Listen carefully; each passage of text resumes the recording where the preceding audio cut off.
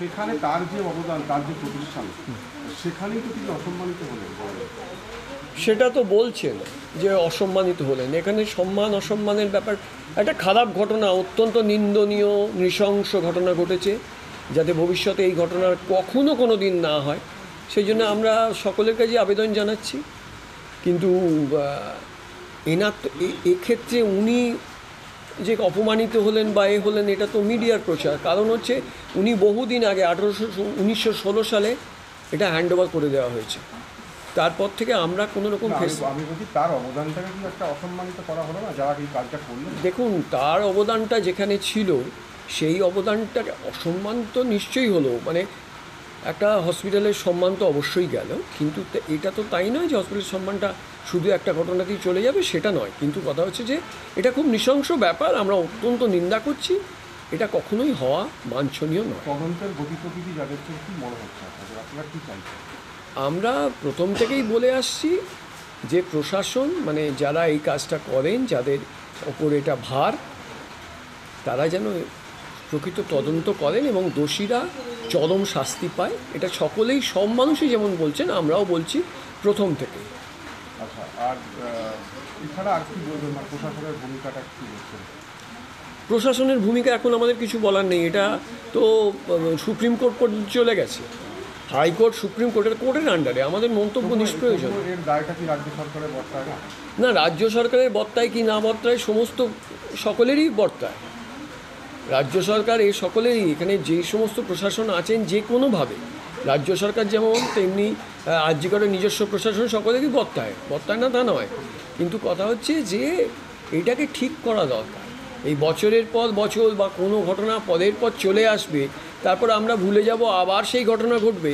এইটা যেন রিপিট না হয়, এটা আমরা কেউ চাইছি না। তো আজকে জন্মদিনটা তাহলে অন্যবারের থেকে একটু আলাদা, এই কারণে মনে হচ্ছে যে প্রচুর মানুষ আসছেন, তাকে সম্মান জানাচ্ছেন। একটু তো আলাদা হবেই। কীরকমভাবে আলাদা হচ্ছে?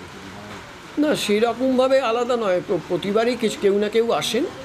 এবারে অনেকে আসছেন, তারা বিভিন্ন জায়গায় শুনেছেন এই আন্দোলন হচ্ছে, সেই আন্দোলনে তারা সাপোর্ট করছেন, আন্দোলনে আসতে চাইছেন, সেই জন্য হয়তো আসছেন। কথা মনে করিয়ে দিতে বা তার অবদানের কথা মনে করিয়ে দিতেই কি এত মানুষ আসছে, এবং সেটা সেই ঐতিহ্যটাকে আমার তাই মনে হয় অনেকেই জানতে চাইছেন এবং অনেকে জানেন, অনেক জায়গা থেকে পড়েছেন, সোশ্যাল মিডিয়া থেকে দেখছেন তার কন্ট্রিবিউশন বা তার অবদান, সেইটার জন্যে আসছেন।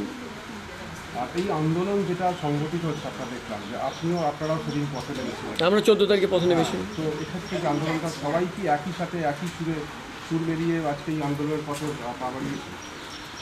সেরকম দেখা যাচ্ছে, আমরা যা দেখছি বা সোশ্যাল মিডিয়ায় যা দেখছি বা বিভিন্ন সংবাদপত্র বা ইলেকট্রনিক মিডিয়ায় যা দেখছি, তাতে মনে হচ্ছে মানুষ কিন্তু এই ধরনের আর একটা ঘটনা যাতে না ঘটে সেটাই চাইছে। আপনার নাম? আমার নাম পার্থ কর। সেটা হচ্ছে আজকে রাধাগোবিন্দ করের জন্মদিন। আমি কবে জন্মেছিলেন এবং তারিখটা? 1850 সালে 23শে আগস্ট উনি জন্মগ্রহণ করেন এই বেতরে।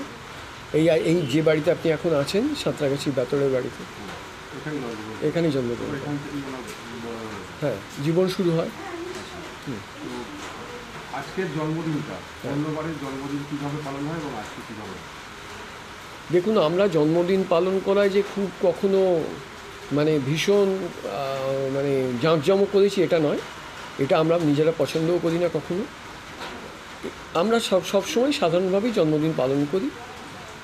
এবারে তো বুঝতেই পাচ্ছেন যে বিভিন্ন অনুষ্ঠান, বিভিন্ন ঘটনার পরিপ্রেক্ষিতে এটা একটা ভয়ানক জায়গায় পৌঁছেছে। এটাই যার জন্যেই এরকম মিডিয়া বা যে কোনো সকল সাধারণ মানুষ এসে পৌঁছচ্ছেন এখানে। আর্যিকরকে সম্মান জানাতে, শ্রদ্ধা জানাতে। তারা এখানে এসেছেন প্রচুর মানুষ সকাল থেকে আছে। হ্যাঁ, এসেছে। তাদের কী বক্তব্য, তারা কী বলছেন?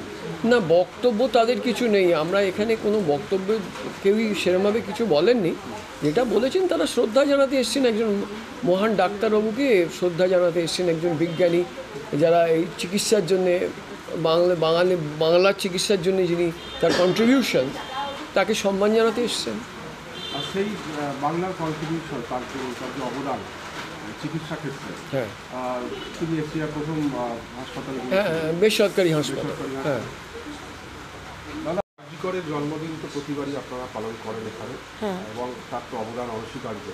এবারের জন্মদিনটা একটু আলাদা, এবারে মনে হচ্ছে প্রচুর মানুষ আসছেন, তারা কিছু সে তো হচ্ছে, কী হচ্ছে এত বড় একটা ঘটনা ঘটেছে, তাদের তো প্রভাব পড়ে সব কিছুতে, যে মানে এইরকম ভয়ঙ্কর একটা ঘটনা ঘটেছে নারকীয়, এবার তার প্রভাব পড়ছে এখন।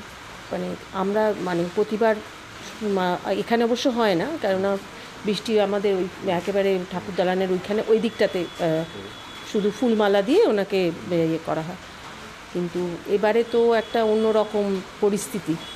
এবারে আমাদেরও পরপর এই অন্য কাজও আছে, এবার ভালোও লাগছে না, যেটা হচ্ছে কথা, যে খুবই মানে লজ্জাজনক পরিস্থিতি যে আমাদের নামটা এইরকম একটা বাজে কাজের সঙ্গে, মানে এই পরিবারের নাম জুড়ে গেল, বাজে একটা কাজ করেছে কিছু লোক।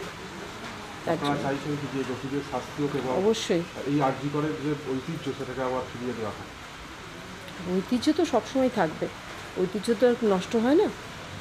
উনি যে কাজ করে গেছেন সেটা কখনই নষ্ট হবে না, কিন্তু গৌরবটা ফিরিয়ে দেওয়া যায়, যে একটা যে সম্মানটা যাতে ফিরে আসে, এইটাই। আপনার নাম? টুম্পা কর।